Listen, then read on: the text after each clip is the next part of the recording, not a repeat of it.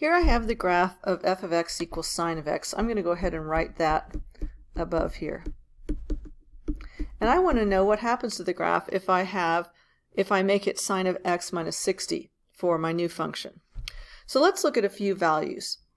Let's think about when x is equal to 0 here. If x equals 0 for this function, sine of 0 equals 0, right here. Now what I want to think about is in relation to this, now what if x equals 60 in the second function? If x equals 60, then I would have sine of 60 minus 60, which is sine of 0, which would equal 0. So in my new function, 60, 0 would be a point on that graph. Now let's go back to sine of x. Let's say x is equal to 90. Well, sine of 90 is equal to 1. That's this point right up here. Well, how do I make y equal to 1 in my new function? Well, I'm going to have to make x equal to 150, because then sine of 150 minus 60 equals sine of 90, which would be 1. So now if I put in the point 150, I'm going to get 1 for my output. So what has happened to these points? They've shifted to the right 60 degrees. If I were to put in 180 into the original function, I would get 0. But x would have to be 240, and then I'd subtract 60 to get sine to make this equal to 0, because sine of 180 is 0. So x would have to be 240 because I'm subtracting 260. So do you notice that every one of my points is having to be 60 bigger in my new function to get the same y values as there were in the old function?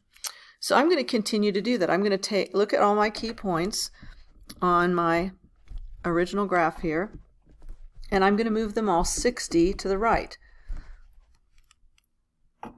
So move this point 60 to the right, this point 60 to the right, this point. So move every point 60 degrees to the right. So what happens now is I have my function looking like, oops, curved up a little bit too much there.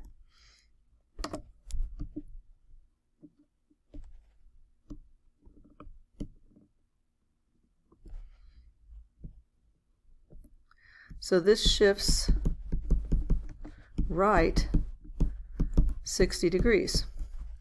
So what has changed? The period's still the same, because if I go from a starting point to an ending point, it's still 360 degrees. The amplitude's the same. The sinusoidal axis hasn't changed. This is a change in the phase displacement. The starting point of the cycle has shifted. So we say now the phase displacement equals 60. So notice here that the number that is subtracted from x, that is the new starting point. And it's the starting x value of the cycle. So now the cycle starts at 60 instead of at 0.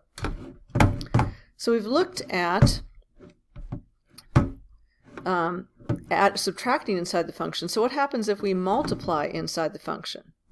Once again, we have a graph of sine of x, and now we're doing sine of 2x. So let's look at a few points. If x is 0 here, what is f of x going to be? Well, if x is 0, y is going to be 0. That's this point here. If x is 90, y is going to be 1. That's here. If x is 180, back to 0, that would be here, and so forth. Now let's do g of x. What I want to find out is how this is affecting the x direction, because it is going to affect the x direction. So I'm going to put in the same y points. If I want y to be 0, in this function, x could be 0. Cosine of 0 is 0. If I want y to be 1, x would have to be 45, because that would be sine of 2 times 45, which is sine of 90, and that's 1. If I want x to be 0 again, I know that sine of 180 is 0, so that means this x would have to be 90, because 2 times 90 is 180. So what happens to these 3 points is that instead of having the point 0, I have the point 0, 0, that's true for both functions, but instead of having the point 91, now I have the point 45, 1. And instead of having the point 180, 0, now I have the point 90, 0. So let me keep going. Let's do a couple others. What if I want to go to negative 1? Well, I know that for cosine, for sine, sine of 270 is negative 1. But if I have to multiply that by 2 first, I have to put in a number that's half as big as 270, which would be 135. So now to get sine equal to negative 1, I'd have to go to 135, which is halfway between 120 and 150. And if I want to get back to 0 again, the next place that sine is equal to 0 is at 360, but since I'm multiplying x by 2, x would have to be 180. So 180 would also give me 0. So one complete sine cycle has occurred in 180 degrees. So what happens now is that the period of the graph is now half as big. So the period equals 180, which is half of 360. So multiplying by 2 makes the period half as big. Now if I were to continue this pattern, what I would notice is my key points, instead of being every 90 degrees, my key points are every 45 degrees. So I would go, and instead of my zeros being every 180 degrees, my points on the x-axis are every 90 degrees. So I would have my zeros here, halfway between I'd be up, and halfway between I'd be down. So this would look like this.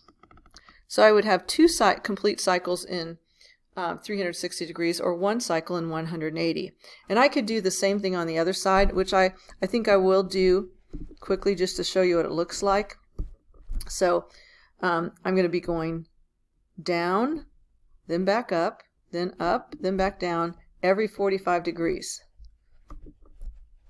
So notice one of my new cycles fits in a half of the old cycle.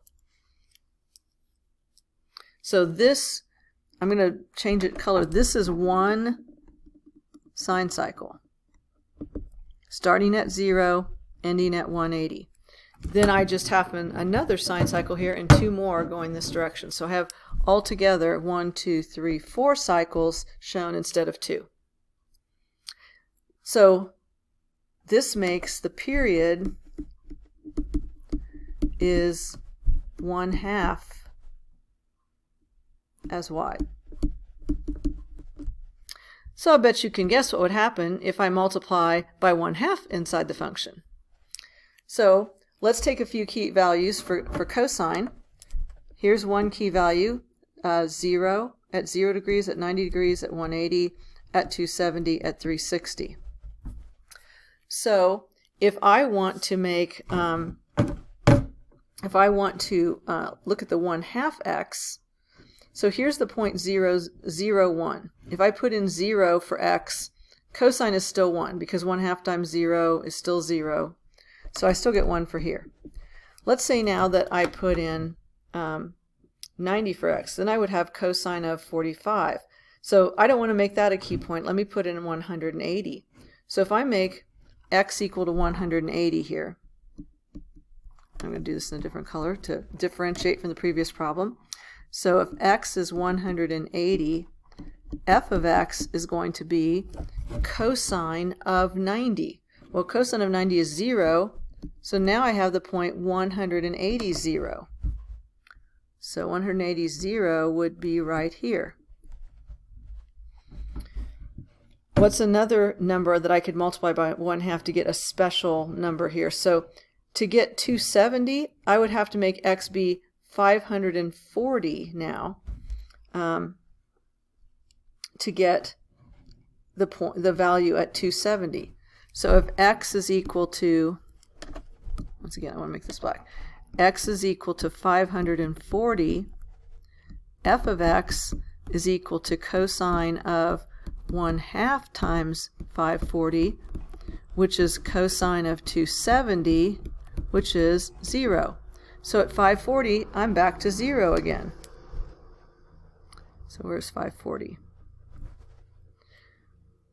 So I guess what I should have done is the -1. Okay, I want to figure out how to get down to the -1 here. So if I put 360 in for x, cosine is 1/2 of 360, which is cosine of 180, and cosine of 180 is -1. So when I put 360 in for x, I get -1. And if I put 720 in for x, I get cosine of 1/2 of 720, which is cosine of 360, which is 1. So what happens now is my cycle has stretched like this. All of my angles have to be 2 times bigger because I'm multiplying them by 1/2 in order to get the same trig values that I had originally. So now the period